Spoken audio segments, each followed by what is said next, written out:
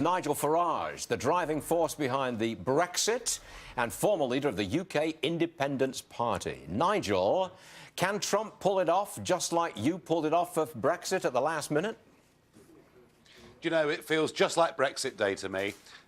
All the smart money, all the commentators, all the foreign exchange dealers, the bookmakers, they all think that Hillary is going to do it. And yet, even those opinion polls conducted by conventional companies who find it very difficult to reach non-voters who are entering the process, even they show it as being so close as to be within the margin of error.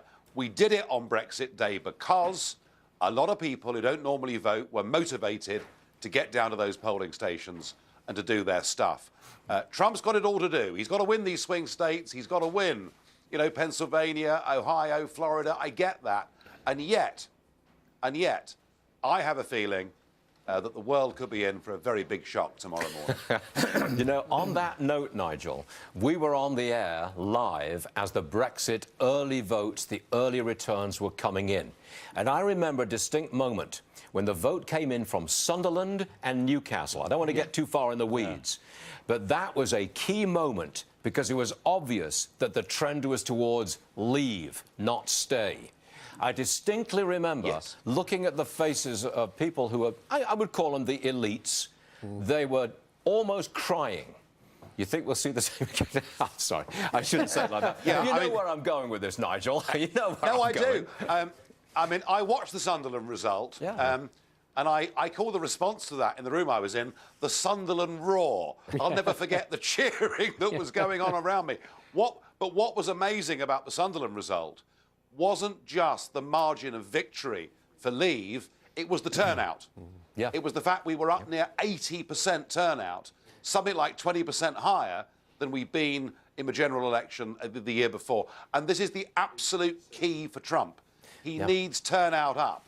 He needs those people in Michigan, Pennsylvania, those states. He needs people who feel they've been completely left behind by Washington over the last couple of decades, who in their hearts will agree with Trump, who in their local bar will chat and agree with much of what Trump says. He needs those guys and girls to go out and vote today. And that's what we've got to look for. We'll look for the early results, but looking at turnout is equally very important. Now, let me take you back to the Brexit event. The vote was June the 23rd.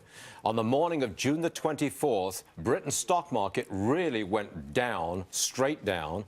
The value of the British pound went straight down.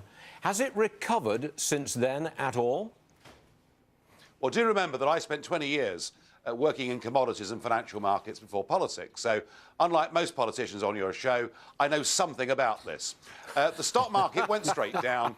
Why? Because all the short-term traders were heavily geared towards the long side, and they were busy stopping out. Thereafter, the stock market went up like a rocket.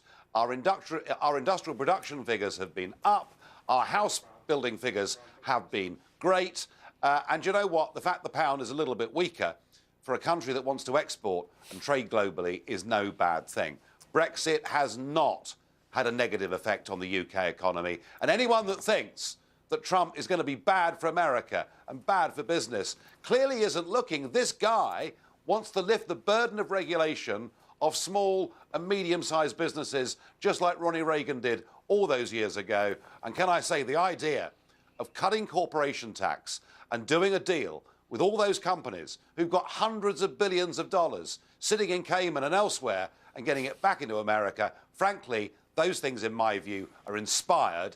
And I think a few weeks after a Trump victory, there'll be a lot of commentators on Wall Street looking pretty stupid.